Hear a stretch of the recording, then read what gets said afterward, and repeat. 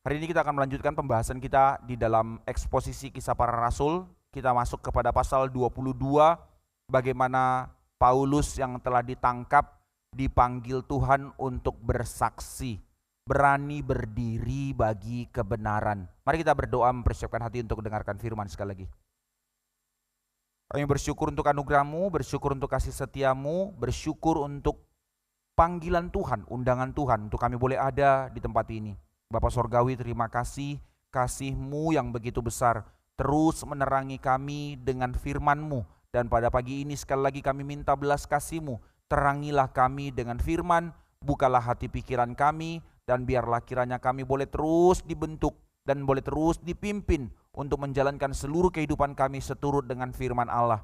Permuliakan nama-Mu di dalam kehidupan kami, dan berkatilah kami untuk menjadi gereja yang berjalan di dalam kebenaran, di dalam firman, di dalam kekudusan, dan di dalam kasih-Mu. Terpujilah Engkau ya Allah. Kami serahkan sekali lagi hamba-Mu yang memberitakan, dan setiap kami umat-Mu, jemaat-Mu di tempat ini. Bersabdalah kepada kami, pimpinlah kami di dalam pemberitaan firman Tuhan pada pagi hari ini. Dengar seru doa kami, dalam nama Tuhan Yesus kami berdoa, amin. Mari kita membuka Alkitab dari Kisah Para Rasul pasal 22. Saya membaca terlebih dahulu dari ayat 37 pasal 21 sampai pasal yang ke-40. Lalu kita membaca secara bergantian pasal 22 dari ayat pertama hingga ayat yang ke-22. Sedikit panjang ya, tetapi biar kita tahu kronologinya bagaimana. Saya bacakan terlebih dahulu Kisah Para Rasul 21 dari ayat 37 sampai yang ke-40. Ketika Paulus hendak dibawa masuk ke markas, ia berkata kepada kepala pasukan itu, "Bolehkah aku mengatakan sesuatu kepadamu?" Jawabnya, "Tahukah engkau bahasa Yunani? Jadi engkau bukan orang Mesir itu yang baru-baru ini menimbulkan pemberontakan dan melarikan 4.000 orang pengacau bersenjata ke padang gurun?" Paulus menjawab, "Aku adalah orang Yahudi dari Tarsus, warga dari kota yang terkenal di Kilikia. Aku meminta supaya aku diperbolehkan berbicara kepada orang banyak itu." Sesudah Paulus diperbolehkan oleh kepala pasukan, pergilah ia berdiri di tangga dan memberi isyarat dengan tangannya kepada rakyat itu. Ketika suasana sudah tenang, mulailah ia berbicara kepada mereka dalam bahasa Ibrani, katanya. Kita membaca bergantian dari saya 1, jemaat sekalian 2, demikian seterusnya. "Hai saudara-saudara dan bapak-bapak, dengarlah apa yang hendak kukatakan kepadamu sebagai pembelaan diri.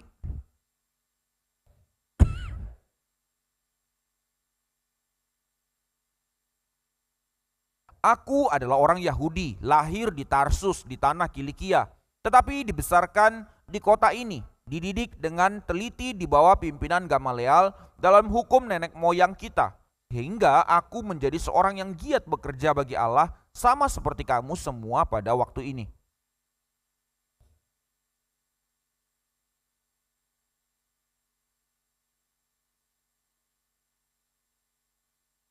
Tentang hal itu, baik imam besar maupun majelis tua-tua dapat memberi kesaksian. Dari mereka aku telah membawa surat-surat untuk saudara-saudara di Damsyik, dan aku telah pergi ke sana untuk menangkap penganut-penganut jalan Tuhan yang terdapat juga di situ, dan membawa mereka ke Yerusalem untuk dihukum.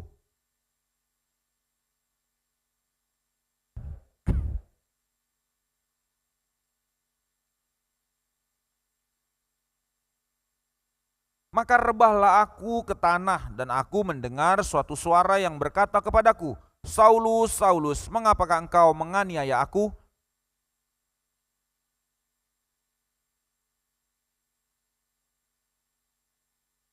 Dan mereka yang menyertai aku memang melihat cahaya itu, tetapi suara dia yang berkata kepadaku tidak mereka dengar.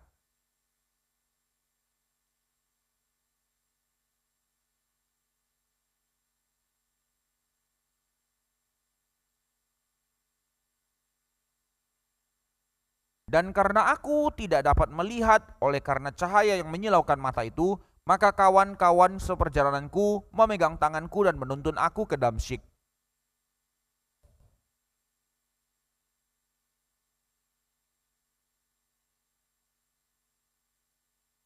Ia datang berdiri di dekatku dan berkata, "Saulus, saudaraku, bukalah matamu dan melihatlah." Dan seketika itu juga aku melihat kembali dan menatap dia.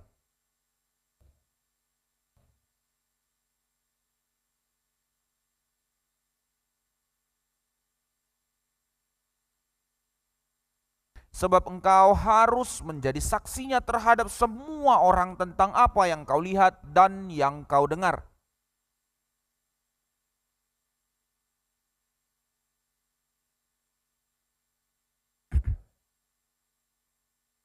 Sesudah aku kembali ke Yerusalem dan ketika aku sedang berdoa di dalam bait Allah, rohku diliputi oleh kuasa ilahi.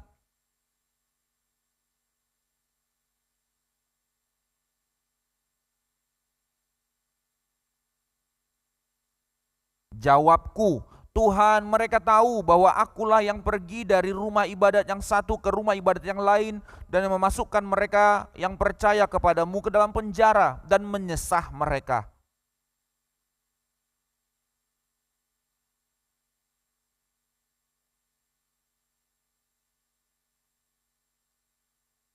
Tetapi kata Tuhan kepadaku, pergilah sebab aku akan mengutus engkau jauh dari sini kepada bangsa-bangsa lain.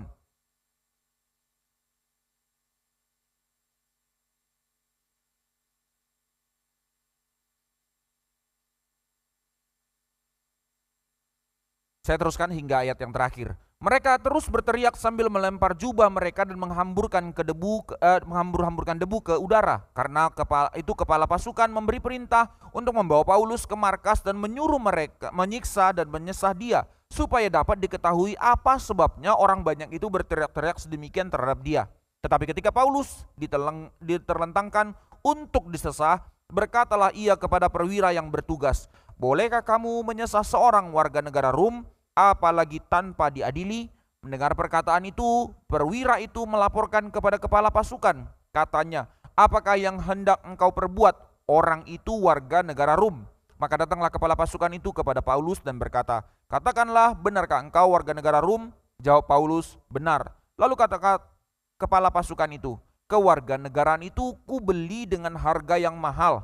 Jawab Paulus, tetapi aku mempunyai hak itu karena kelahiranku. Maka mereka yang harus menyesah dia segera mundur dan kepala pasukan itu juga takut setelah ia tahu bahwa Paulus yang ia suruh ikat itu adalah orang Rom. Namun kepala pasukan itu ingin mengetahui dengan teliti apa yang dituduhkan orang-orang Yahudi kepada Paulus. Karena itu pada keesokan harinya ia menyuruh mengambil Paulus dari penjara dan memerintahkan supaya imam-imam kepala dan seluruh mahkamah agama berkumpul, lalu membawa Paulus dari markas dan menghadapkannya kepada mereka. Demikian pembacaan firman Tuhan.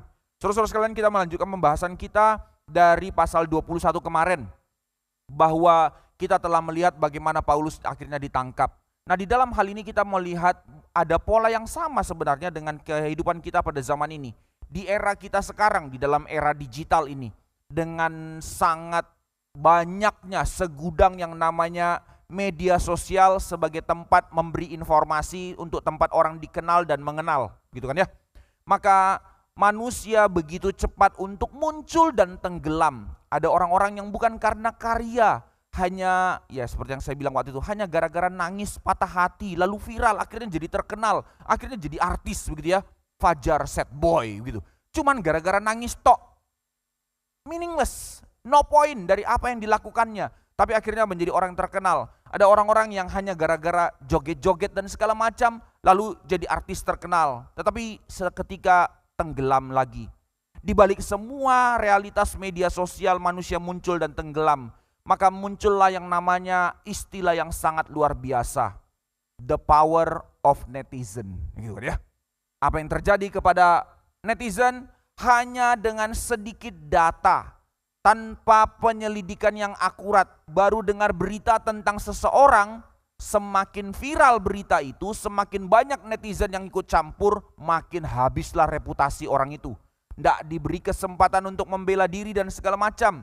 Sampai ada orang-orang yang harus membayar mahal miliaran demi memperbaiki reputasinya. Minta ke podcast orang-orang terkenal untuk mengklarifikasi. Aling-aling kalau dia benar dia selamat, atau itu jadi blunder dia akan makin hancur. Nah, ini realitas media sosial begitu kan ya. Orang-orang dengan begitu gampangnya menghancurkan nama orang lain, menghancurkan kredibilitas orang lain tanpa data yang valid. Asal lo ngomong aja.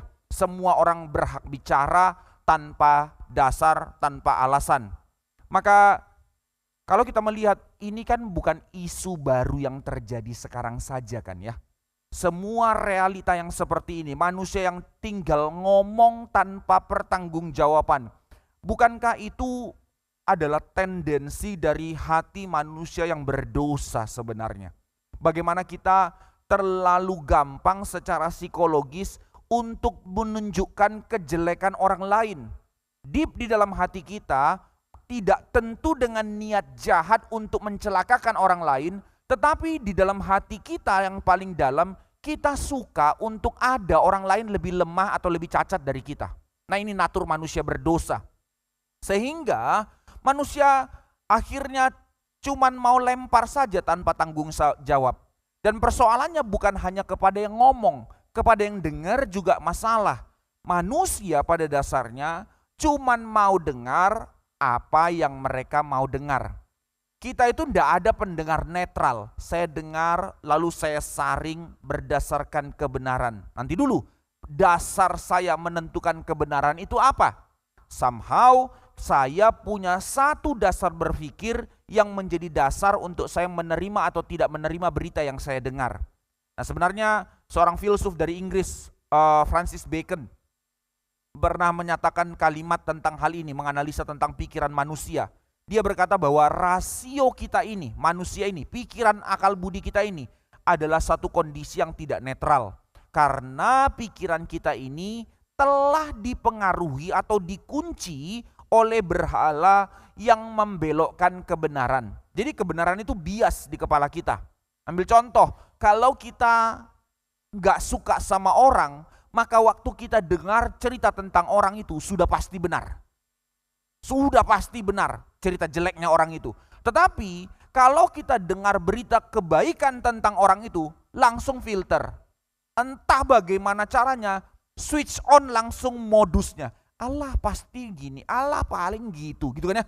Tetapi kalau kejelekan dia, sebenarnya lebih dari itu. Gitu. Natural secara pikiran manusia yang sudah diikat oleh berhala, membiaskan, membelokkan kebenaran. Sudah ada filternya, persoalannya filternya pakai apa. Nah, ini yang terjadi sehingga kita terlalu gampang untuk bisa menghancurkan orang lain. Setidak-tidaknya kita tidak menghancurkan keluar, tapi dalam hati kita sudah menghancurkan orang yang kita tidak suka. Nah, kejadian yang seperti ini ulang-ulang terus dalam sejarah, dan motif yang sama yang sekarang dituliskan oleh Lukas di dalam Kisah Para Rasul pasal 22 ini. Bagaimana dan apa yang terjadi kepada Paulus hanya dengan sedikit data, tanpa pengadilan, lalu kucuk-kucuk ambil data yang lain. Maka dua kubu yang berpikir tentang siapa Paulus. Dari segi Romawi heran, kenapa ada huru-hara? Maka daripada kekacauan terjadi, mereka coba tangkap Paulus. Tetapi dari perspektifnya, dia pikir ini adalah orang yang lagi viral, yang sedang menghasut ribuan orang yang di Mesir itu. Sangkanya orang itu sampai nyasar datang ke Yerusalem. Tetapi kenapa diadilinya di Bait Allah? Maka dia bingung, gak tahu jawabannya. Waktu diberikan kesempatan untuk ke pengadilan, dia juga gak ketemu jawaban.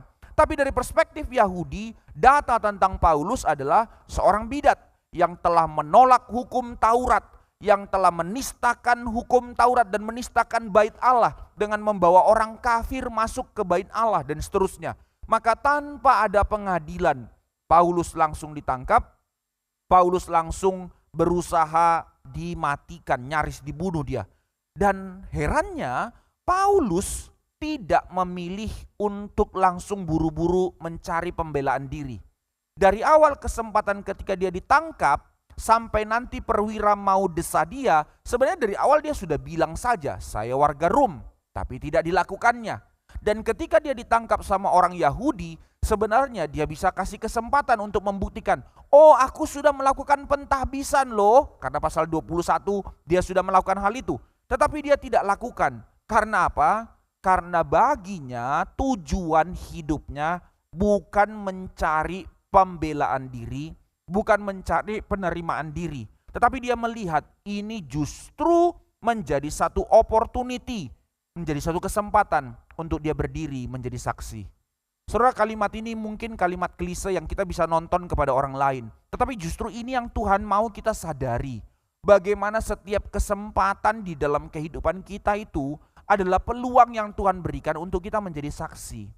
Tetapi kecenderungan hati kita di dalam dosa, setiap kali ada satu problem, self mekanismenya kita selalu mulai bereaksi untuk defense tentang diri kita, pembelaan diri kita, pencarian penerimaan diri kita di tengah publik.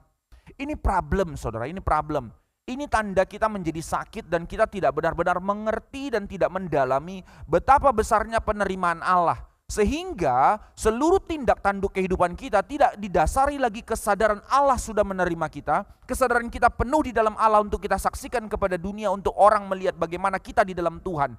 Ini tuh kurang, karena kita tidak terus mau bertumbuh di dalam hal ini. Maka yang selalu terjadi adalah setiap kali ada apa-apa, by default kita tidak berdiri sebagai wakilnya Allah, kita tidak berdiri untuk berdiri sebagai ambasador kerajaan Allah, tapi kita berdiri sebagai diri kita. Kita berdiri untuk mukanya kita. Terlepas nanti oke, kita sambil kesaksian, sambil apa. Tapi sering kali, setiap kali kita berhadapan dengan orang yang mempertanyakan sesuatu dalam hidup kita, by default tujuan pertama kita, bela diri dulu. Saudara, ini tidak sedang mengatakan jemaat saja. Ini bicara tentang semua kehidupan kita sebagai orang Kristen. Berapa banyak kita terlalu gampang untuk berputar, Injilnya bisa nanti ke nomor kesekian. Saya tidak mengatakan kita benar-benar sampai tidak memberitakan Injil, tetapi mari coba evaluasi lagi. Berapa banyak dalam hidup kita, defense dulu ini semua, nanti baru diiringkan, disisipkan di situ Injilnya. Saudara, itu salah, itu salah. Bagaimana standpoint kita setiap kali kita boleh berdiri, kita lihat itu menjadi opportunity yang diberikan oleh Tuhan untuk kita bisa berdiri menjadi saksi dari kebenaran. Ini yang Tuhan mau kita belajar. Maka di dalam hal ini secara fenomena, pasti tentu orang-orang yang seperti itu akan kelihatan lemah. Seperti Paulus. Dia kelihatan kalah, dia kelihatan tidak berdaya, bahkan harus mengalami sampai didera. Namun, ingatlah persoalannya. Nah, ini point of view yang harus kita periksa di dalam hati dan pikiran kita. Kita itu melangkah karena mau dilihat siapa. Kalau kita melangkah dengan defense-nya kita, karena kita mau melangkah dilihat orang. Tetapi dalam perspektif yang Paulus lakukan, Kisah Para Rasul catat untuk kita boleh belajar bahwa di dalam fenomenanya kita akan kalah di hadapan manusia, kita tidak berdaya di hadapan manusia, tetapi di hadapan Allah kitalah pemenang. Kita pemenang. Saudara, saya yakin ini bukan suatu berita yang asing buat telinga kita. And yet menjadi suatu hal yang terlalu sulit untuk kita mau hidupi. Maka ini yang menjadi problem di dalam kerohanian kita. Maka kebenaran Allah itu dinyatakan di dalam kita dan melalui kita setiap kali kesempatan kita berdiri menjadi saksi di tengah publik. Itu bukan bergantung kepada posisi dalam kondisi kebaikan kita, kehebatan kita, kenyamanan kita. Barulah di situ kita menjadi saksi yang efektif dipakai Tuhan. Enggak, saudara, enggak. Melainkan dari kesetiaan kita dalam segala keadaan. Bagaimana seluruh keberadaan kita boleh berdiri untuk orang lain melihat bagaimana Tuhan bekerja dalam kita. Itu yang namanya menjadi saksi.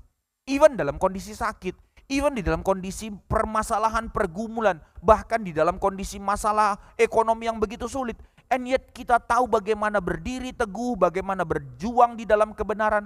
Disitulah kita menjadi saksi. Nah, ini yang firman Tuhan mau kita belajar untuk hidupi. Karena itulah panggilan kita. Itulah arti menjadi duta besar kerajaan Allah. Kita berdiri mewakili Allah. Kita berdiri menyatakan kemuliaan Allah. Dimanapun, kapanpun. Ini panggilan kita. Maka apa yang terjadi dari pembacaan kita pada hari ini? Apa poinnya buat kita melihat kembali kisah pertobatannya Paulus di dalam pasal 22 ini? Mari kita perhatikan. Apa yang sedang terjadi?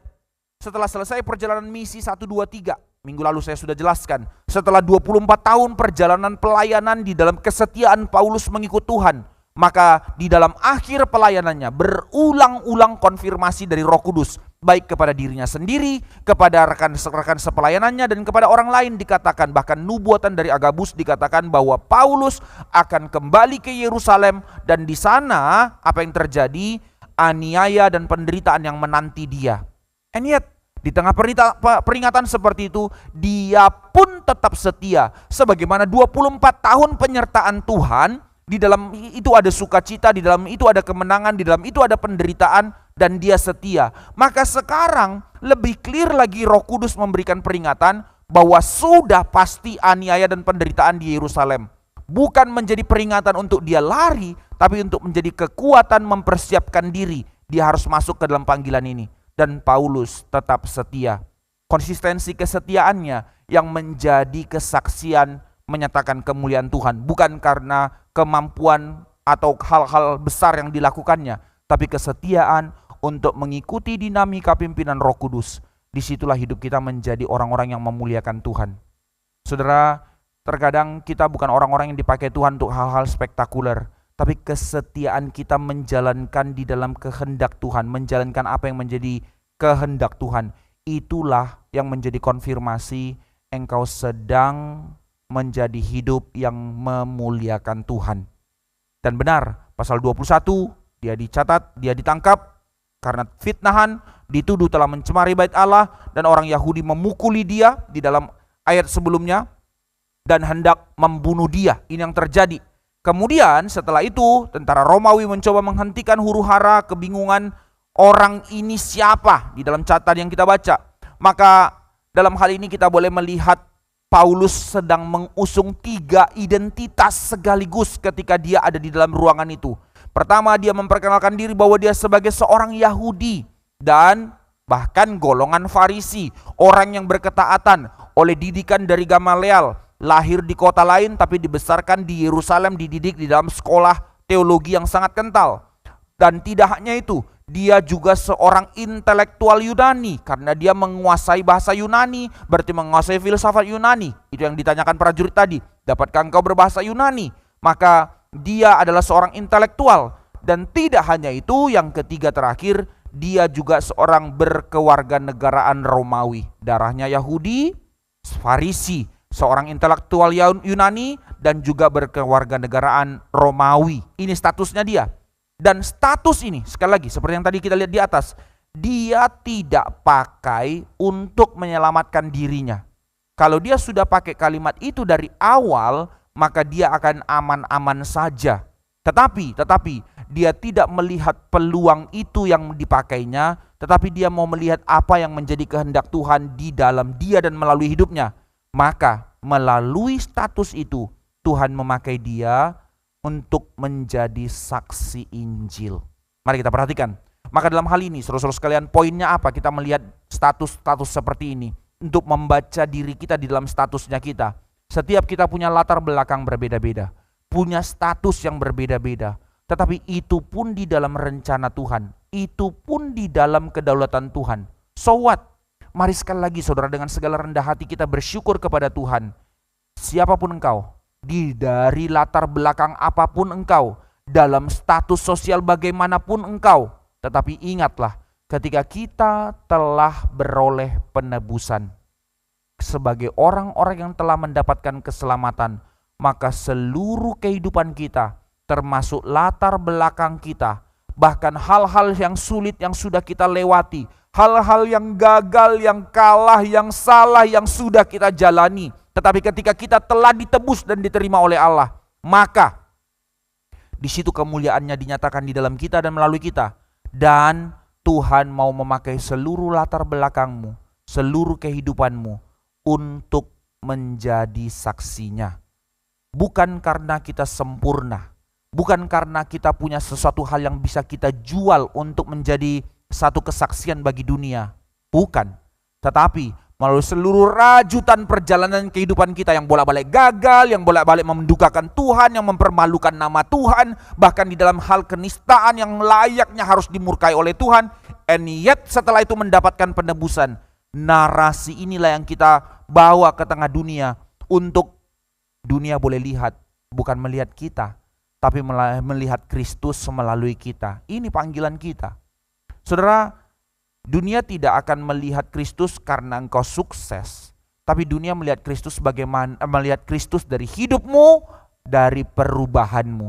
Bagaimana seluruh rajutan perjalanan kehidupanmu menjadi satu rajutan yang sekarang di dalam grace, di dalam gratia yang daripada Tuhan. Ini yang Tuhan mau kita hidupi. Ini yang Tuhan mau kita bawa ke tengah-tengah dunia. Sekali lagi, kenapa tema ini muncul ulang-ulang? Dan kenapa sebagaimana yang saya katakan dari awal di dalam perintisan Emery Sunter, kita harus kisah para rasul yang dieksposisi. Supaya kita sadar apa arti kita hidup sebagai gereja.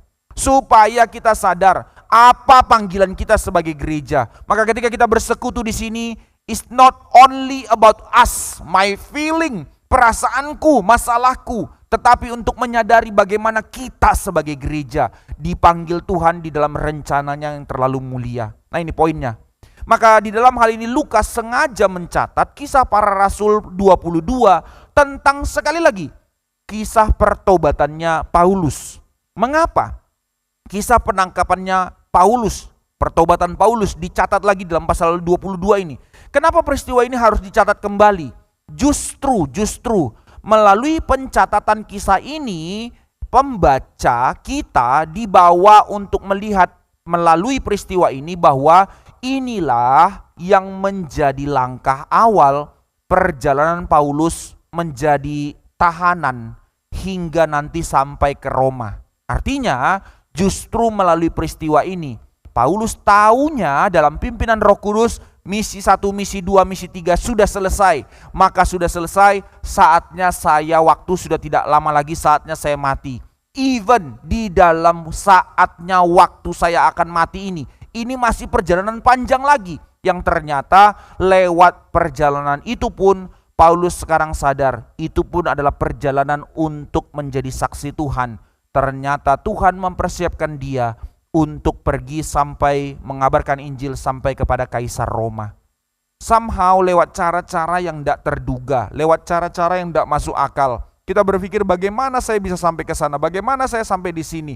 Oh, kita pikir ide dan segala macam. Ternyata Tuhan bekerja lewat banyak sekali cara yang di luar pikiran kita. Ambil contoh dalam pelayanan penginjilan waktu itu yang dulu saya pernah ceritakan di sini. Saya tidak pernah pikir saya akan ke Mamasa. Waktu keliling di Toraja dari tahun 2010 terus keliling sampai tahun 2014, tidak salah waktu itu. Iya, 2014. Lalu saya khusus pergi sampai ke perbatasan, waktu itu Toraja masih ada daerah namanya Masanda yang berat sekali. Medannya minta ampun. Saya pakai istilah Ninja Hattori pun tidak berani ke sana. Tapi singkat cerita apa yang terjadi? Lewat dari ojeknya yang satu-satunya mau pergi ke daerah pegunungan itu yang tidak ada jalan itu. Lalu dia bilang, Pak, ini belum seberapa. Itu di sana di balik gunung sana itu Mamasa. Itu kampung nenek moyang kami, leluhur kami. Padahal sebelumnya saya sudah kaget. Saya sudah pikir bagaimana caranya pergi ke Mamasa. Coba pikir ini itu, coba pikir jalan ini, jalan itu. Tidak pernah jalan keluar. Akhirnya saya bilang, Tuhan kasih saya kesempatan ke sana. 1 tahun lewat, saya cari jalan terus, nggak ketemu. Sudah pikir, mau pergi ke sana survei, mau cari kepala daerahnya, tidak ditanggapin dan segala macam. Nope, sudah selesai. Ya sudah kalau Tuhan tidak kasih, begitu kan ya. Tetapi waktu saya pelayanan di Trisakti, saya banyak pelayanan kepada mahasiswa, lalu mereka tanya, Pak, kami juga ingin mendoakan pelayanan Bapak, apa yang mau didoakan? Oh ya udah, saya just sharing tanpa ada motif yang lain. Saudara doakan ya. Di dalam pelayanan saya banyak ikut di dalam pelayanan misi. Kerinduan saya, Tuhan pimpin saya untuk pergi ke satu kota kecil yang teramat sangat miris dan segala macam. Saya bilang, Mamasa. Sudah, selesai.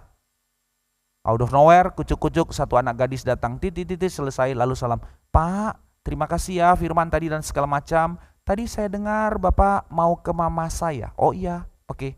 Bisa apa yang saya bisa bantu Pak? Saya asal dari Mamasa. Oh oke, ya sudah. Oke, saya bisa ke sana enggak? Kamu bisa perkenalkan dengan orang. Oke Pak, nanti saya akan hubungi. Bapak pastikan saja Bapak mau pergi kapan. Nanti akan saya hubungi untuk kami coba pertemukan dengan wakil bupati.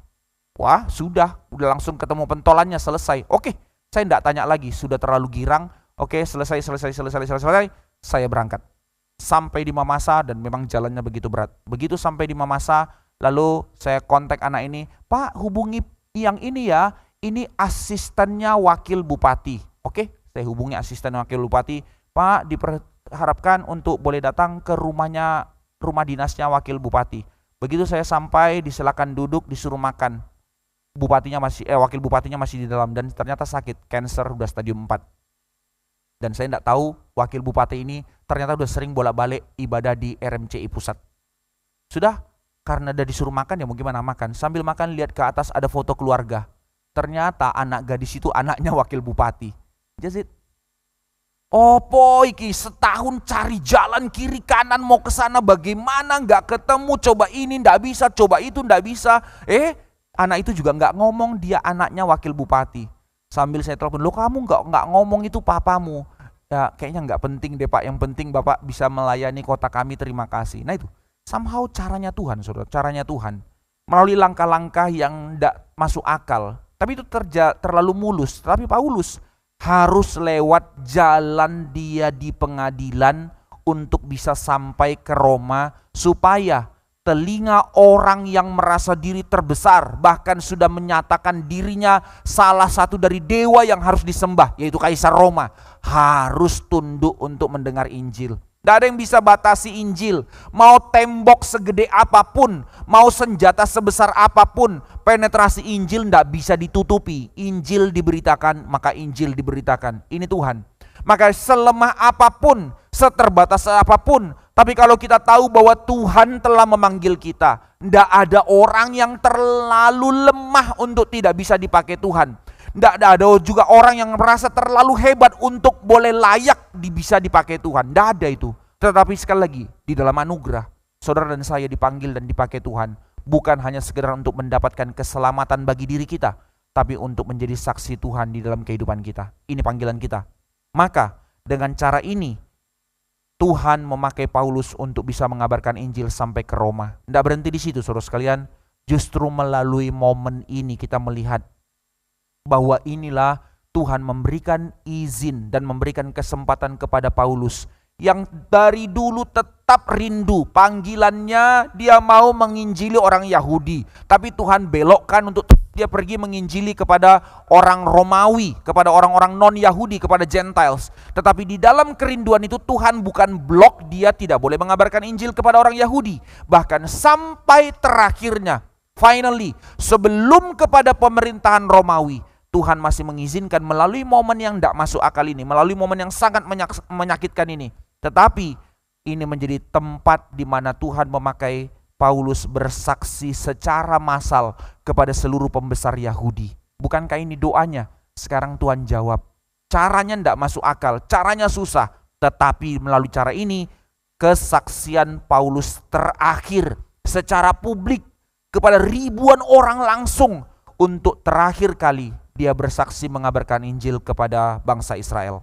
Maka muncul pertanyaan, poinnya apa? Kenapa kita perlu dengar lagi kisah ini? Bukankah dulu pasal 9 Lukas sudah catat kok pertobatannya Paulus? Sudah. Sekarang pasal 22 catat lagi kisah pertobatan dia. Nanti pasal 26 catat lagi kisah pertobatan dia. Kenapa bertele-tele? Sebagai seorang penulis ya sudah tulis seperti dahulu dia bersaksi, demikian dia bersaksi sekarang. Selesai kan? Lebih hemat kan? Ulang-ulang tulis. Kurang kreatif atau apa? Tidak, saudara, tidak. Maka di sini kita boleh melihat di dalam maksud Lukas sebagai penulis bukan mau mengulang kisah pasal 9, tetapi kita diajak untuk melihat kisah ini dari sudut pandang yang lain. Kisah 9 itu, kisah para rasul pasal 9 mencatat peristiwanya, bagaimana proses dia mengalami pertobatan. Kisah para rasul pasal 22 ini mencatatnya sebagai sebuah kesaksian publik tentang bagaimana pengalaman itu menjadi pemberitaan Injil di tengah konflik. Jadi ada motif yang berbeda. Maka kisah para rasul 9 berbicara tentang bagaimana inisiatif Allah menundukkan, menaklukkan orang yang menganiaya umat Allah menjadi bagian dari kerajaan Allah, menjadi rasulnya Allah. Itu motif pasal 9. Sedangkan motif pasal 22 ini dari motif tentang tanggung jawab seorang yang telah mendapatkan keselamatan untuk menyaksikan bagaimana Allah bekerja di dalam dia. Jadi rajutan pasal 9 bagaimana kuasa Allah bekerja di dalam kehidupannya Paulus. Pasal 22, bagaimana Paulus sebagai orang yang telah diselamatkan menyaksikan tentang kuasa Allah yang bekerja di dalam dia. Nah, itu jadinya angle yang berbeda-beda. Jadi di dalam pasal ini Lukas tidak tertarik untuk membawa lagi fakta-fakta baru apa yang terjadi waktu Paulus bertobat. Tetapi Lukas mau membawa kita melalui pembacaan kita ini untuk menekankan bagaimana Injil itu bukan suatu hal yang hanya sekedar diterima, tetapi bagaimana Injil dipertanggungjawabkan. Melalui Injil yang sudah kita alami itu dipertanggungjawabkan di tengah publik. Itu seruannya. Maka Lukas mau supaya kita melihat, sekali lagi saudara sekalian, ingatlah kalimat ini. Injil itu bukan hanya untuk engkau alami, tapi Injil itu untuk harus engkau saksikan. Apa artinya Injil yang harus disaksikan? Bahwa Injil itu harus mampu engkau jelaskan. Ini panggilan kita. Makanya kalimat bahasa Indonesianya memang kurang tepat. Hai saudara-saudara dan bapak-bapak, dengarlah apa yang hendak kukatakan kepadamu sebagai pembelaan diri. Padahal kalimat lebih tepatnya sebagai apologia, sebagai pernyataan kebenaran yang akan kusaksikan kepadamu. Bukan pembelaan diri dalam pengertian untuk membela diriku demi kepentinganku, tapi sebagai penjelasan untuk apa yang kukatakan kepadamu tentang Injil yang kualami. Maka di sini poinnya apa? Apa yang dicatat di sini adalah gambaran untuk kita belajar apa yang disebut dengan teologi kesaksian. Nah, di sini pertanyaan muncul. Jadi di dalam ibadah Kristen, kesaksian itu ada boleh nggak sih? Jadi dalam kubu-kubu Injili pada zaman dulu itu kan sangat anti terhadap mimbar itu dipakai jadi tempat kesaksian. Mimbar itu hanya boleh khotbah. Tapi tiba-tiba Pak Tong yang dulu sangat serius, enggak mau sembarangan dengan kesaksian, tiba-tiba bikin kapin. Lalu ada seorang nama Michael, anak muda, bersaksi di mimbar. Loh gimana sih? Sekali lagi, saudara sekalian, jangan salah mengerti. Kita tidak anti untuk menggunakan mimbar sebagai tempat kesaksian.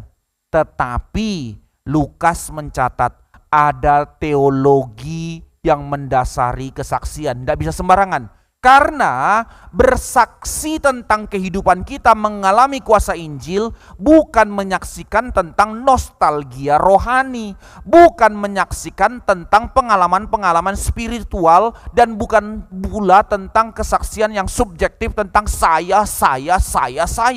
Itu bukan kesaksian yang benar. Itu sebab melalui rajutan pasal 22 Lukas sengaja mencatat supaya kita boleh mengerti bagaimana teologi kesaksian itu.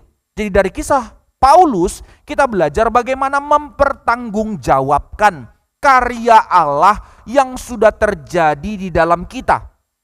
Ini artinya teologi kesaksian, bukan sekedar mengisahkan bagaimana saya diselamatkan, tetapi bagaimana saya sebagai orang yang telah diselamatkan hidup. Itu kesaksiannya. Sekali lagi perhatikan. Teologi kesaksian menyatakan, menggunakan mimbar untuk menyatakan kesaksian kehidupan kita tentang bagaimana Injil bekerja dalam diri kita, bukan tentang nostalgia rohani, bukan tentang hal-hal mistis, bukan hal-hal spektakulernya, tetapi teologi kesaksian bukan juga tentang bagaimana saya diselamatkan. Masing-masing orang punya pengalaman yang berbeda-beda. Ada orang yang lewat sakit tiba-tiba disembuhkan, ada orang yang lewat kecelakaan diselamatkan, ada orang yang tiba-tiba dengar Injil dianugerahi pengertian. Beda-beda bagaimana cara diselamatkannya.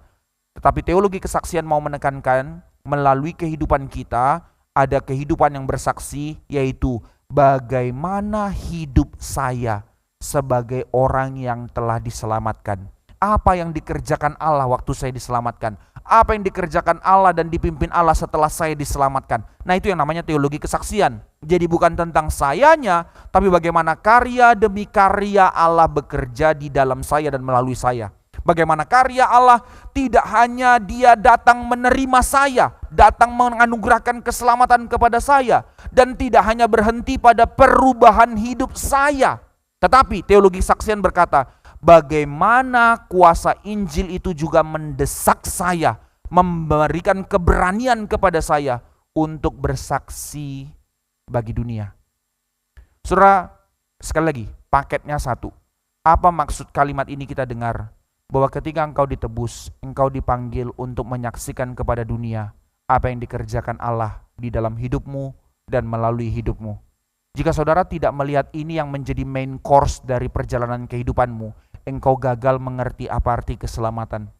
Jika saudara terus sibuk mengerjakan segala sesuatu, entah itu pelayanan, entah itu pekerjaanmu, tapi tidak ada kesadaran bagaimana melalui semua itu engkau menjadi saksi Tuhan, untuk dunia melihat bagaimana Tuhan bekerja di dalam hidupmu, untuk dunia boleh melihat bagaimana Tuhan mengubahmu, untuk dunia boleh melihat bagaimana Tuhan memimpin langkahmu. Kalau itu tidak kita jalankan, so what? Oh, saya tetap kok kerja jujur, saya enggak cheated, saya enggak ini, saya enggak itu. Iya, itu satu panggilan integritas yang juga dunia tetap lakukan juga. Ada orang-orang yang melakukan hal itu di tengah dunia. Tetapi perbedaan kualitatif yang membuat kita berbeda ketika kita diselamatkan. Kita itu ambasador kerajaan Allah. Itu arti kita sebagai gereja. Bahwa kita berdiri di dalam setiap kesempatan, kita sedang menjadi saksi Tuhan. Ini panggilannya. Bahwa kita dipanggil untuk berani berdiri bagi kebenaran. Itulah arti kita sebagai gereja. Saudara, mari kita renungkan berapa banyak orang yang mengaku sebagai gereja, punya pengalaman-pengalaman rohani, mengaku sebagai orang Kristen, orang percaya, punya pengalaman-pengalaman rohani yang dapat digembar-gemborkan.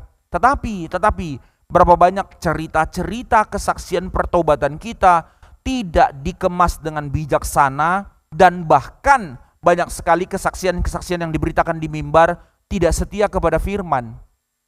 Hanya memposting kepada berita-berita spektakuler yang tidak semua orang alami. Saudara, waktu saya menjadi Kristen, satu peristiwa yang begitu besar. Utang saya dilunasi. Saudara tahu berapa besar utang saya?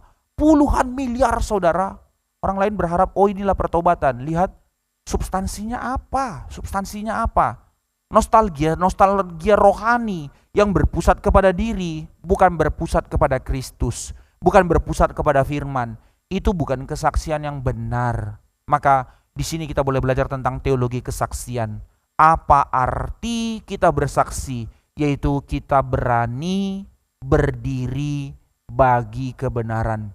Bukan berani berdiri for sharing tentang saya. Itu bukan saksi. Sekali lagi, saudara, apa panggilan kita sebagai gereja? Kita dipanggil untuk menjadi saksi. Apa arti kita menjadi saksi? Engkau dan saya berani berdiri bagi kebenaran.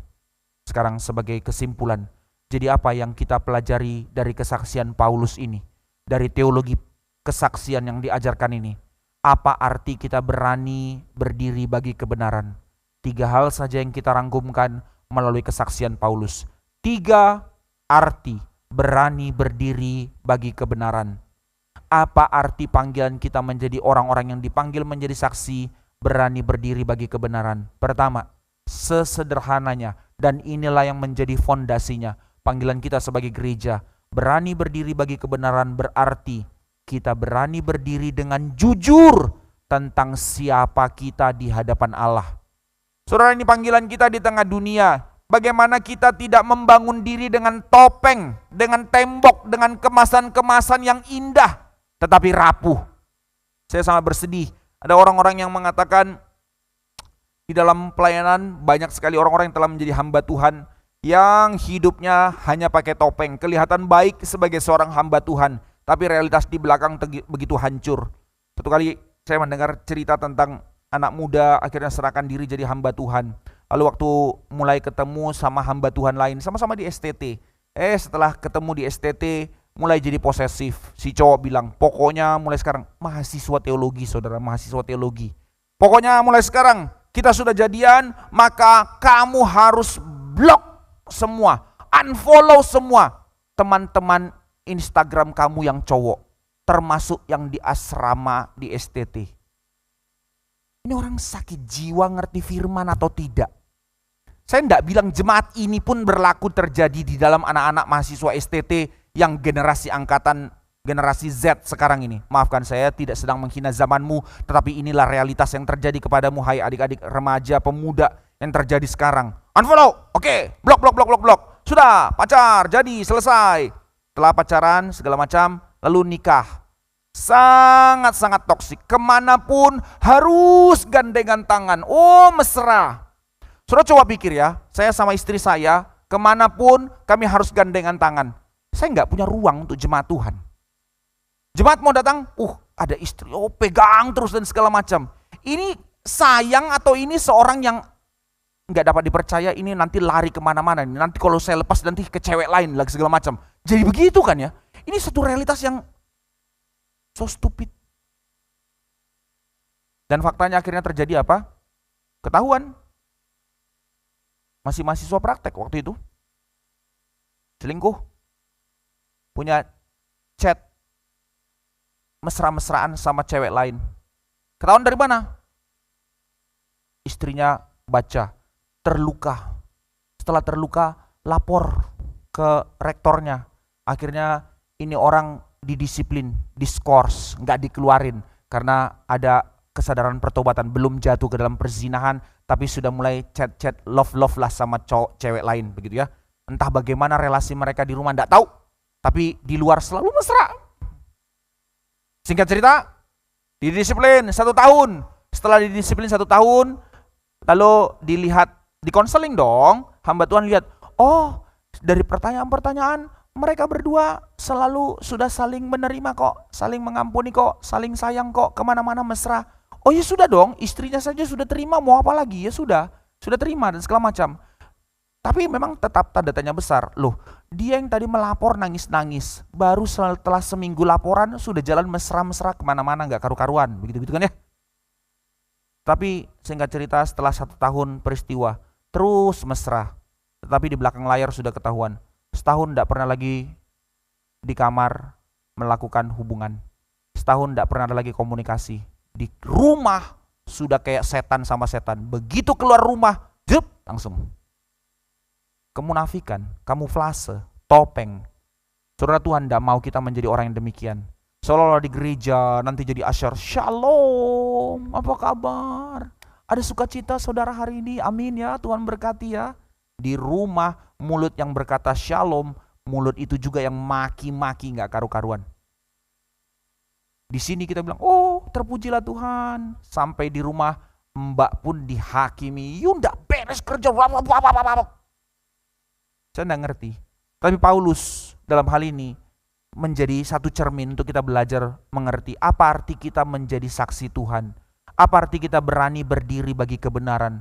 Bukan tentang kita sudah melakukan ini dan itu, tentang kita berani martir, langsung datang ke daerah, Senen sana, daerah markasnya FPI, langsung berdiri, saya mau beritakan tentang Kristus. Itu arti saya berani berdiri bagi kebenaran. No, berani berdiri bagi kebenaran berarti kita mulai dari berani berdiri dengan jujur tentang siapa kita di hadapan Allah. Maka Paulus tidak memulai dengan pembelaan diri, tentang pembenaran diri, tentang bagaimana mendefense untuk keselamatan dirinya, melainkan dari mengisahkan masa lalunya yang kelam. Dia menunjukkan bagaimana dirinya di hadapan Allah. Ini poinnya. Dia tidak menyangkal masa lalunya, dia tidak menutup-nutupinya, melainkan mengakuinya di bawah terang kasih Kristus. Tapi saudara perhatikan kalimat ini. 2 jenis orang Kristen yang semacam setelah bertobat tidak berani buka bagaimana hidupnya diubahkan Tuhan. Masa lalu ditutup-tutupi. Semacam lagi, yang ini yang paling keren sekarang. Lebih keren, yaitu humble bragging. Saudara dengar kalimat ini ya? Cerita tentang lemah. Tapi Tuhan sudah angkat saya. Sepertinya bagus, tapi hanya sebagai sebuah drama untuk melihat bagaimana orang bisa mengasihi dia. Saudara, semangat ini dimulai dari mana?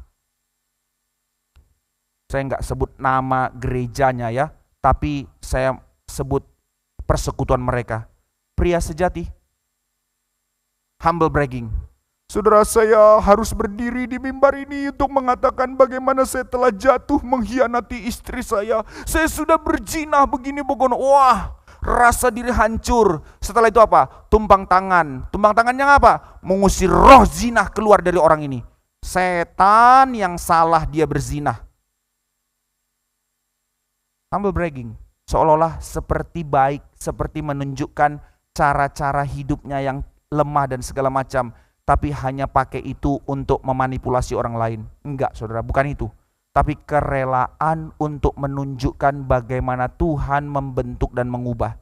Spiritualitas masa lalu yang salah dibongkar. Iman tanpa pengenalan akan Allah yang benar dibongkar. Paulus dalam masa lalunya bukan kurang iman, tapi salah direction iman. Dia tidak mengenal Allah yang benar. Maka di dalam Roma pasal 10 ayat 2, mari kita membaca bagian ini. Paulus memberi peringatan tentang orang-orang yang seperti ini, yang jangan-jangan itu kita. Saya bacakan buat kita semua. Roma pasal 10 dari ayat 1 dan khususnya kepada ayat 2 yang menjadi peringatan Paulus. Mengerikan saudara, mengerikan. Orang-orang yang sepertinya melayani tapi dengan kondisi seperti ini. Yang juga Paulus sadar dia dulu seperti itu.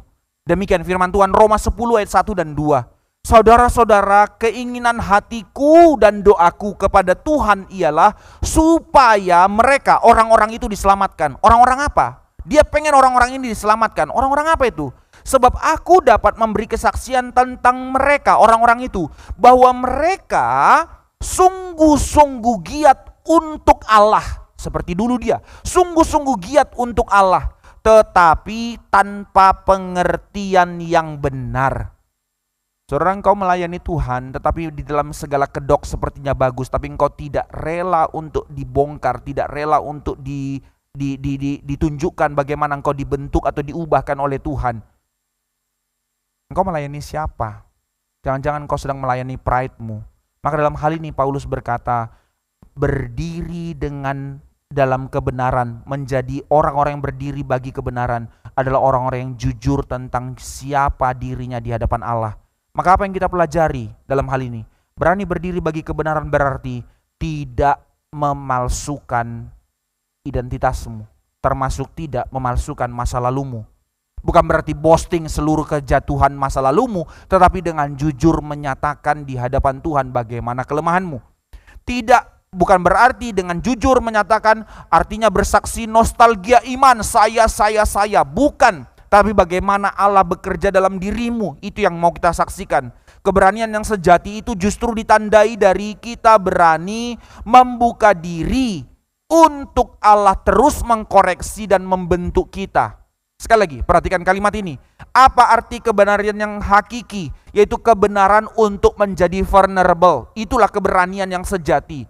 Orang berani bukan karena dia berani terus berdiri untuk tutupi, tapi orang yang paling berani, dia berani untuk menjadi vulnerable, menjadi lemah.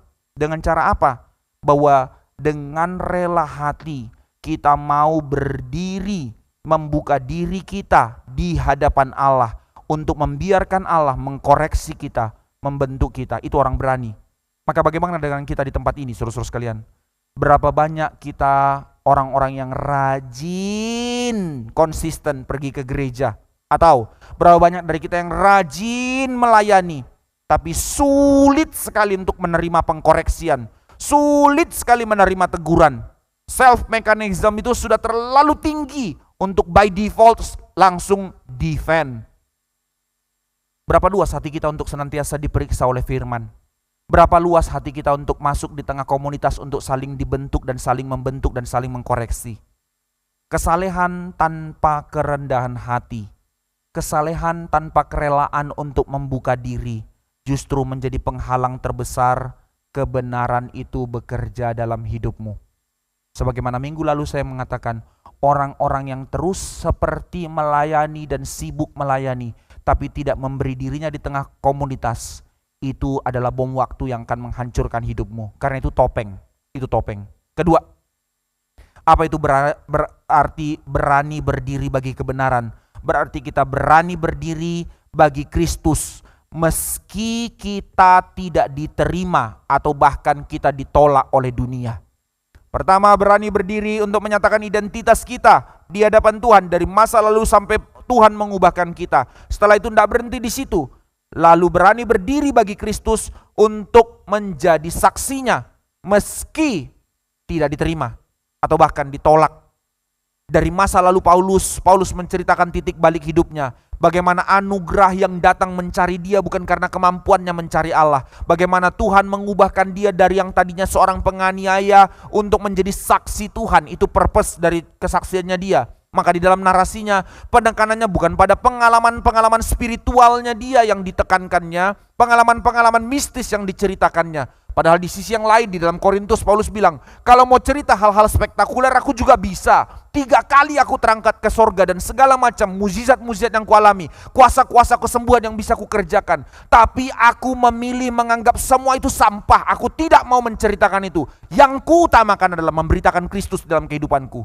Ini Injil, tetapi orang tidak mau dengar ini karena tidak spektakuler. Tetapi apa arti kita berani berdiri bagi kebenaran? Ya ini, kita menyatakan Kristus yang tidak terlalu bombastis beritanya ketimbang peristiwa-peristiwa spektakuler. Tapi Paulus memilih memberitakannya. Ketaatan kepada Kristus sebagai pribadi yang hidup, inilah yang kuberitakan. Maka dari kesaksian ini, Paulus mau menekankan bahwa Yesus itu bukan sebuah ide, dia bukan sebuah ideologi yang diimani seperti agama-agama, tetapi yang kuberitakan adalah pribadi yang hidup, yang berdaulat dan layak untuk dipercaya. Ini menjadi saksi Injil. Maka Lukas mau menjelaskan bahwa penekanannya bukan pada bagaimana pengalaman itu terjadi, tetapi melalui pasal 22 satu kesaksian tentang pertobatan yang panjang, mau menekankan tentang bagaimana seorang Paulus sekarang sebagai seorang yang telah diubahkan untuk menunjukkan kepada siapa sekarang dia hidup. Untuk siapa sekarang dia hidup. Itu namanya bersaksi bagi Kristus, berani bagi kebenaran. Maka dengan bersaksi demikian, apa yang Paulus terima? Yang terjadi malah dia disalahpahami dan dia ditolak, bahkan dia dianiaya. Kalau pakai cerita masa lalunya, dia menjadi orang yang famous, dia menjadi orang yang dihormati, murid Gamaliel dan segala macam. Tapi ditinggalkan hanya demi menjadi saksi Tuhan, yang akhirnya disalahpahami dan ditolak, bahkan dianiaya. Orang Israel menolak Kristus, saudara-saudara sekalian, karena Injil itu disamakan dengan Taurat Musa. Dan mereka tidak bisa terima ketika dikatakan penggenapan dari Taurat sudah bekerja di dalam Kristus, dan sekarang itu diberikan juga bukan hanya kepada orang Yahudi tetapi kepada bangsa lain. Itu identitas nasional mereka.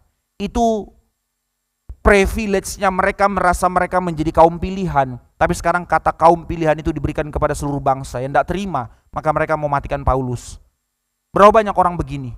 Orang-orang Kristen pada zaman ini juga memiliki prinsip yang seperti itu. Menolak kebenaran karena kenyamanan diri. Karena kenyamanan diri yang sebenarnya itu mematikanmu. Orang-orang yang terus berusaha untuk melayani tapi tidak menerima pembelajaran. Tidak mau menerima untuk pembentukan bongkar dari ego. Saudara, ada satu ilustrasi yang sangat menarik tentang orang-orang yang keras kepala seperti ini. Melayani sih, menjadi orang sepertinya beriman sih, tapi tidak mau menerima pengkoreksian. Itu namanya kebebalan. Sambil terus melayani, sambil tetap terus bebal, sangkanya dia bisa menjadi orang yang berkenan di hadapan Tuhan dengan cara seperti itu. Itu mirip seperti perangkap monyet. Saya dulu di Sumatera, lihat ini. Banyak orang kayak gini, untuk tangkap monyet itu kenapa nggak langsung ditembak saja? Karena mereka mau monyet itu ditangkap hidup-hidup, lalu nanti kepalanya itu dibongkar, otaknya disedot. Karena mereka pikir itu obat kuat dan segala macam. Gilanya manusia begitu ya. Jadi gimana caranya tangkap monyet hidup-hidup? Kalau monyet dikasih obat tidur, nanti kan jadi otaknya masalah segala macam. Tapi kalau monyet ditembak juga otaknya sudah rusak. Harus hidup-hidup. Nah jadi dibikinlah jar, tempat keripik begitu, yang kaca bening, yang nanti lubangnya itu kecil, tangan tuh bisa masuk begini. Tapi nggak bisa digenggam gini, keluar nggak bisa. Jadi harus keluarnya begini lagi. Jadi di dalam botol jar itu diikat kencang supaya dia nggak bisa lepas, diletakkan di situ, dan di dalamnya ada pisang. Nanti monyet lihat, monyet akan datang, wah ada pisang, dia masuk tangannya. Setelah masuk, dia genggam itu pisang, lalu dia mau tarik keluar, kan nggak bisa, tangannya kejepit kan ya. Lalu orang akan datang tangkap dia. Loh, perangkap model apa itu? Ya lari dong monyetnya. Nggak bisa saudara, tangannya begini. Ya kan tinggal lepasin pisangnya, ya kan? Tinggal lepasin, keluar, kabur. Itulah namanya monyet, bebalnya nggak karuan. Kalau dia sudah pegang itu pisang, dia ndak mungkin lepasin. Sudah dia panik, orang datang mau tangkap dia, sudah mau pukul atau mau ikat dia tetap ndak lepasin. Satu-satunya cara untuk melepas dia selamat, lepasin itu pisang, keluar tangannya, dia kabur. Tapi dia tetap dengan paniknya, dia akan terus pegang pisang ini. Nah itu yang namanya orang bebal. Sebenarnya di satu pihak itu bukan hanya kebebalan, ada juga yang namanya self mechanism seperti itu. Saudara kalau lihat orang ada begal, misalnya orang naik motor tiba-tiba naik tasnya ditarik. Secara intuitif, makanya banyak orang celaka. Kenapa? Intuitif kita akan self defense, pegang itu tas. Sudah tahu itu akan jatuh, udah lepasin aja. Tetapi di dalam paniknya kita akan pegang itu kuat-kuat. Karena kita merasa itu milik kita. Di satu pihak itu self mechanism. Tapi di pihak lain, di dalam kerohanian, itu bukan hanya self mechanism. Itu kebebalan. Sudah tahu dengan egomu engkau akan hancur. Dengan merasa diri paling benar engkau akan rusak. Tetap pegang. Aku akan melayani, tapi urusan ini jangan sentuh. Aku akan begini di dalam gereja Tuhan, tapi urusan untuk memaafkan dia jangan suruh aku. Nah ini, pegangan-pegangan yang tidak mau kita lepaskan. Kita bilang kita melayani Tuhan. Itu bukan orang-orang yang berani berdiri menjadi saksi Tuhan. Itu orang-orang yang seolah menjadi orang yang melayani Tuhan, tapi tidak. Sekali lagi, saudara-saudara sekalian, berani berdiri bagi kebenaran berarti berani menjadi fragile, berani membongkar diri, berani dikoreksi.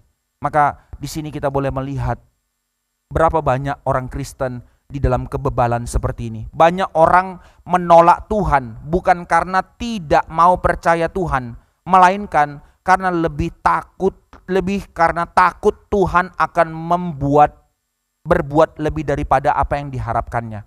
Saya mau percaya Tuhan kalau begini-begini.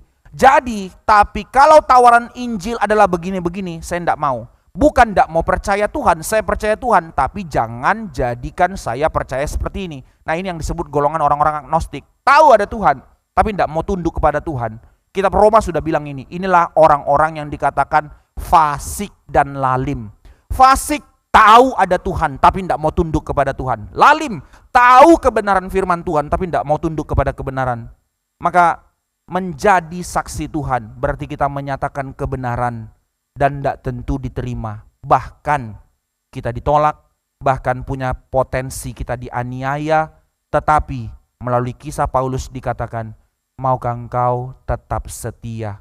Inilah semangat martir, bukan berani mati bagi Kristus, tetapi berani hidup bagi Kristus. Inilah standpoint iman kita, berdiri bagi kebenaran dan senantiasa menjadi saksi Tuhan.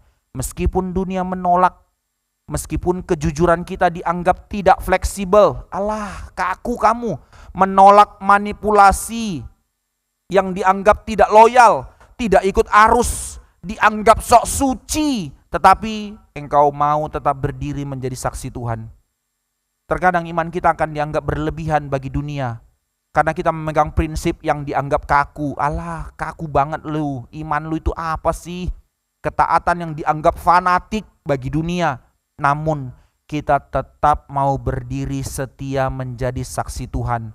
Karenanya yang kita rindukan adalah mempermuliakan nama Tuhan. Somehow, saudara sekalian, yang menjadi kesedihan Tuhan bukan karena engkau tidak mau jadi saksinya. Tapi ketika engkau mau jadi saksinya, so many aspect you excusein di dalam hidupmu. Yang ini tidak apa-apa lah, yang ini tidak apa-apa lah. Engkau bilang kau jadi saksi, tapi sambil mengkompromikan diri, justru di situ engkau tidak jadi saksi. Karena disitulah engkau mempermalukan nama Tuhan. Karena sembari sebut nama Tuhan, sembari bilang kesaksian tentang Tuhan, tapi engkau terus mengizinkan dosa-dosa kecil itu engkau lakukan. Seolah-olah orang akan melihat, oh Tuhanmu adalah Tuhan yang mengizinkan kamu kompromi dengan dosa. Engkau tidak menjadi saksi. Maka ingat saudara-saudara sekalian, kebenaran tidak selalu membuatmu diterima. Tetapi Tuhan selalu memanggilmu untuk setia berdiri di dalam kebenaran itu. Maka disitulah engkau mempermuliakan nama Tuhan.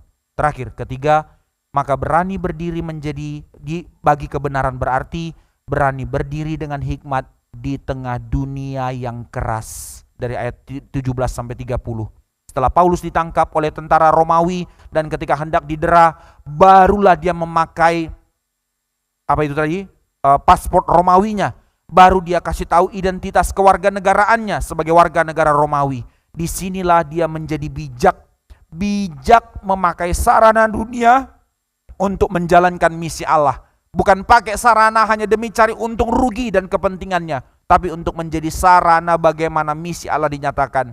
Sebab dia tahu kalau dia hari itu mati, dia tidak sampai kesaksian sampai ke Roma, tapi dia melihat opportunity. Kalau dia kasih tahu itu, maka pengadilan yang diberikan kepadanya bukan pengadilan Yahudi, tapi dia dibawa sampai ke pengadilan Romawi, maka akan semakin banyak orang mendengar kesaksian Injil dari mulutnya. Paulus tidak melayani dengan semangat nekat tentunya, barbar maju terus asal beriman, martir, tidak. Tetapi juga dia tidak menjadi orang yang mengkompromikan imannya, tapi bijaksana untuk mengerti porsi apa yang diberikan Tuhan untuk kau pakai. Paulus menjadi satu gambaran untuk membawa kita mengerti apa arti taat untuk mengikut Kristus. Sekaligus menjadi bijaksana di dalam membaca situasi, tidak menjadi orang yang barbar atau serampangan. So apa poinnya buat kita? Saudara sekalian, kita tidak menjadi orang-orang yang dipanggil menjadi orang-orang fanatis barbar. Tetapi juga kita tidak dipanggil menjadi orang-orang anti fasilitas. Oh, bagi Kristus semua tidak boleh, ini tidak boleh, kita harus menderita terus. Tidak, kita tidak anti fasilitas, kita tidak anti kenikmatan. Satu kali ada joke lucu, dulu Pak Ivan pakai Mac. Awal-awal hamba Tuhan GRII kan zaman-zaman tahun 2010-an orang pakai Mac itu kan mentereng kan ya. Wah, mewah segala macam. Apa-apaan nih hamba Tuhan GRII terlalu mewah dan segala macam, hanya gara-gara komputernya pakai Mac begitu ya. Lalu ada orang yang sudah sangat cinta reform, sedia menderita, datang kepada Pendeta Ivan. Dia berharap dapat jawaban yang sangat baik. Pendeta Ivan, kenapa harus pakai Mac? Jawaban tak terduga. Pendeta Ivan cuma bilang, karena saya suka. Wah, ini orang bergumul, apa-apaan nih hamba Tuhan penuh kedagingan, begitu-begitu ya. Saudara, kita tidak anti fasilitas, kita tidak anti kenikmatan, tetapi kita tidak diperhamba olehnya. Kita tidak mencari sekuritas kita dari segala fasilitas untuk menjadi atribut untuk membuat kita merasa diterima orang lain. Tapi karena kita tahu manfaat dan kebutuhan akan hal itu, sekalipun itu hal yang mahal sekalipun, tapi kita tahu kebutuhan di situ. Why not? Kita tidak anti terhadap hal itu. Ini bukan berarti karena teologi krucis, teologi salib, maka terus harus menderita. No, Paulus pun tahu dia tetap pakai warga negara Romawinya. Demi Kristus kubuang ini semua. Enggak, ada saat dia pakai. Maka dalam hal ini kita boleh mengerti, fasilitas dan kenikmatan itu dari Tuhan. Selama itu bisa dipakai di dalam dan bagi kemuliaan Tuhan, pakailah. Tetapi sekali lagi, uji hatimu. Maka berani berdiri menjadi saksi bukan berarti menjadi suka cari masalah, jadi orang-orang yang merasa diri paling benar, dan bukan pula menjadi takut menghadapi resiko, sembunyi terus, yang penting aku baik-baik, tidak menjadi orang berdosa supaya aku tetap menjadi saksi Tuhan, tidak. Tapi bagaimana kita berani berdiri bagi kebenaran di dalam dinamika pimpinan Roh Kudus.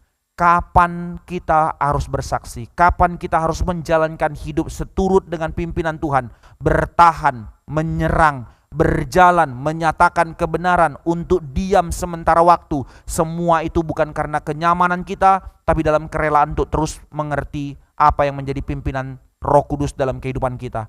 Inilah yang disebut dengan langkah iman.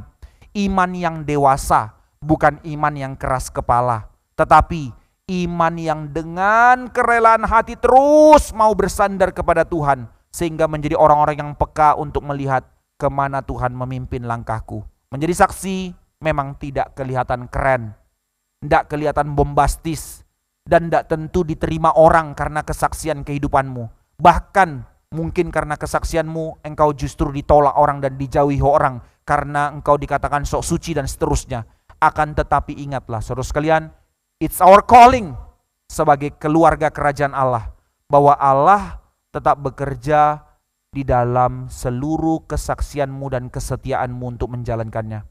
Seperti mercusuar. Saudara tahu mercusuar ya? Di tepi pantai, mercusuar itu tidak teriak-teriak kepada kapal yang di lautan. Enggak teriak-teriak bilang berhenti, jangan tabrak karang. Enggak teriak-teriak bilang sini pulang. Enggak, mercusuar enggak bising, dia enggak teriak-teriak. Tetapi dia terus teguh berdiri untuk memancarkan cahaya sebagai pemberi arah kepada setiap kapal yang sedang berjalan. Meski di tengah badai sekalipun, dia yang tetap konsisten untuk menjadi terang. Itu panggilan kita, menjadi mercusuar. Berani berdiri bagi kebenaran, bukan soal urusan untung rugi, bukan urusan tentang saya jadi pemenang setiap kali perdebatan, tetapi berani berdiri bagi kebenaran, berarti kita berani berdiri dengan setia untuk terus berjalan di dalam Kristus dan bagi Kristus yang telah terlebih dahulu berdiri di atas kayu salib bagi kita. Amin. Mari kita berdoa. Bapa Sorgawi, kami mohon belas kasih-Mu atas kami, untuk sekali lagi kami boleh menyadari panggilan kami sebagai gereja-Mu. Adakah kami seluruh kehidupan kami menjadi sebuah kehidupan yang berdiri menjadi saksi Tuhan, yang membuat orang lain melihat kemuliaan Tuhan, kasih Tuhan, kebenaran Tuhan dinyatakan melalui kami? Atau seluruh perjalanan kehidupan kami selalu berdiri hanya tentang kami, kenyamanan kami, kepentingan kami, kesukaan kami, yang di dalamnya kami hanya meminta Tuhan memberkati kami? Ya, sekali-sekali lewat itu kami ada kesempatan untuk bersaksi, tapi tidak menjadi standpoint kami untuk menjadi orang-orang yang berani berdiri bagi kebenaran. Tuhan ampuni kami. Sekali lagi kami minta belas kasih-Mu untuk kami boleh sadar seluruh hidup kami, rumah tangga kami, pekerjaan kami, hobi kami, seluruh ruang dan waktu kami adalah setiap kesempatan anugerah yang diberikan Tuhan untuk melalui setiap hal itu kami jalani dalam kehidupan kami. Di situ kami menjadi saksi-Mu sampai seumur hidup kami. Bukan karena satu hal yang besar yang harus kami lakukan, bukan karena kami harus setiap kali di mana kami berada kami khotbah KKR kepada setiap orang, tapi bagaimana kami berani berdiri bagi kebenaran untuk setiap orang boleh melihat bagaimana Kristus dinyatakan melalui kehidupan kami. Teguhkan hati kami Tuhan untuk menghidupi panggilan ini. Biarlah kiranya nama-Mu dipermuliakan dalam hidup kami. Mohon belas kasih-Mu, pakailah kami, jangan tolak kami, jangan buang kami. Kerap kali kami gagal, ubahkanlah kami, pimpinlah kami sampai seumur hidup kami. Dengar doa kami, dalam nama Tuhan Yesus kami berdoa. Amin.